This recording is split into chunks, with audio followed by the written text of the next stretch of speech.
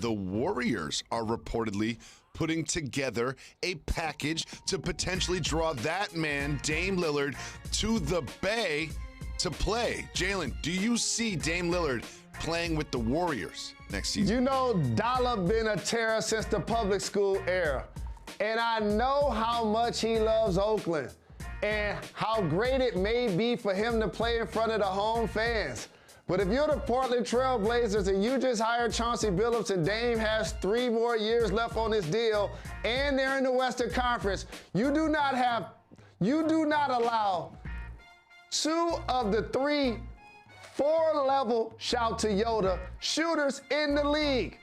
Trae Young is one, guys that shoot from the hash mark to half court. Yep. The other 2 are Steph and Dame Lillard. You don't let that happen.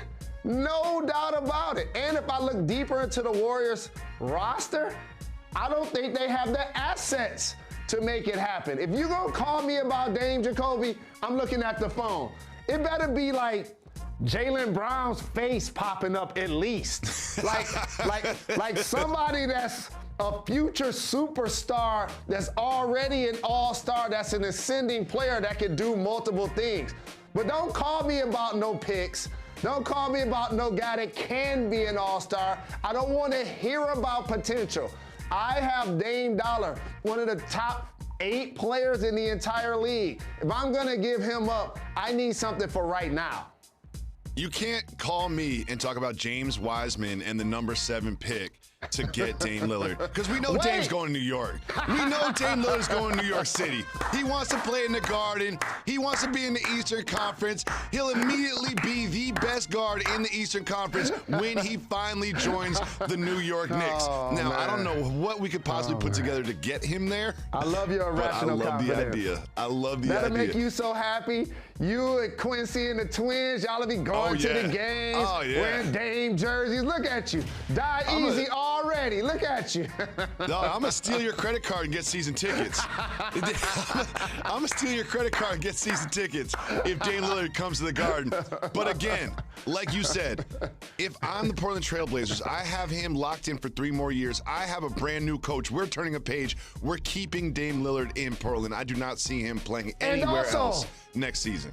And also, I have to make sure I say this out loud because this is really important. The Portland Trail Blazers got a future great coach in Chauncey Billups. And so also you want to keep those guys together. He's putting together a really good staff as well, so there's no reason to panic. You got a 36, 37-year-old LeBron James, who you clearly not going to anticipate playing 82 games in a regular season for obvious reasons. You have an Anthony Davis, who's an all-NBA caliber top 10 player, who you're not going to anticipate him playing all 82 games. So that's why you initially bring in Russ.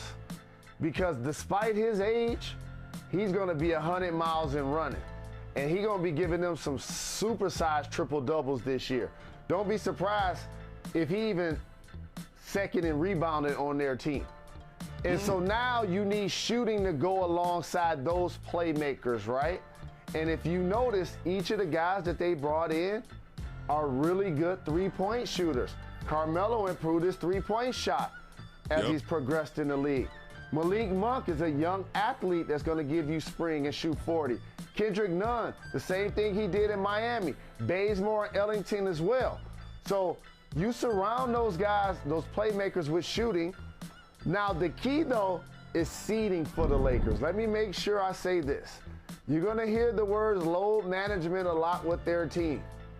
They got an old squad. You don't get younger by adding Carmelo Anthony, which means they're not going to be a number 1 or 2 seed in the West. So that don't mean they can't win the championship. I still feel like they're the favorite in the West. But what happens is it just lessens your margin of error.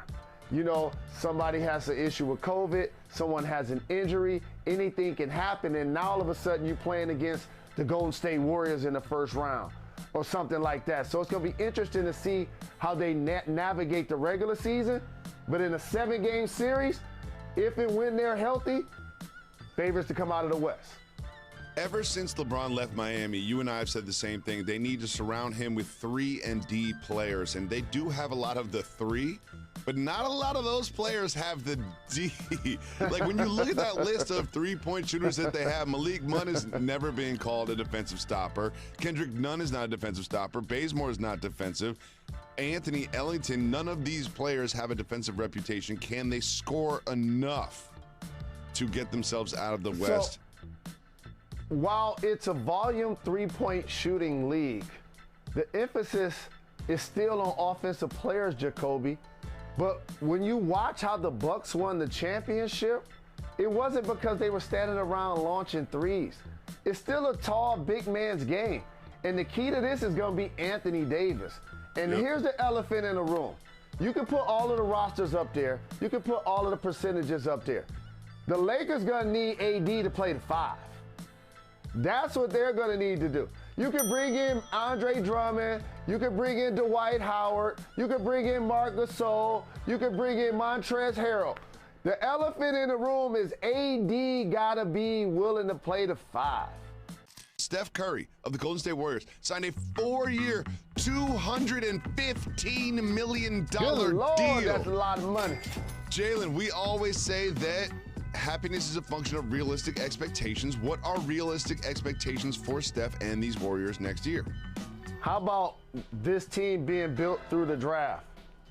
With Mark Jackson as their head coach, and I'm disappointed he's been whiteballed from the league since he saw them draft Steph and Clay and Draymond.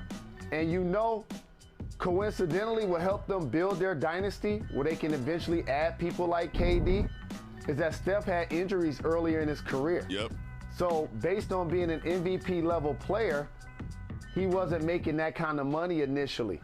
And so now you fast forward, he's the only guy in the history of the league that signed 2 $200+ million deals.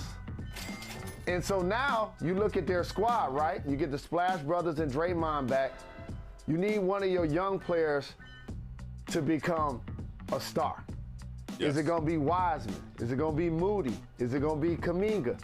And then you decide if you're going to keep that player along with a guy like Wiggins, for example, or you're going to move them for an established player. So it's going to be interesting to see how they play these next 4 years. And this year is going to be a proving ground to uplift each of those guys I mentioned value, so then they can decide how they're going to try to go for that next run. I didn't look at the Warriors last year and say this team is Klay Thompson away from contending for the Western Conference Championship. However, you mentioned it. They've got Wiggins. They've got Wiseman. They've got young players. They've got a mix of assets that would be very desirable for another team that they could kind of cash in to pair with Thompson and Curry. But one thing that I know that you care about is Curry's definitely getting a statue. He's definitely getting a statue. They might as well give him one while he's still playing in the game.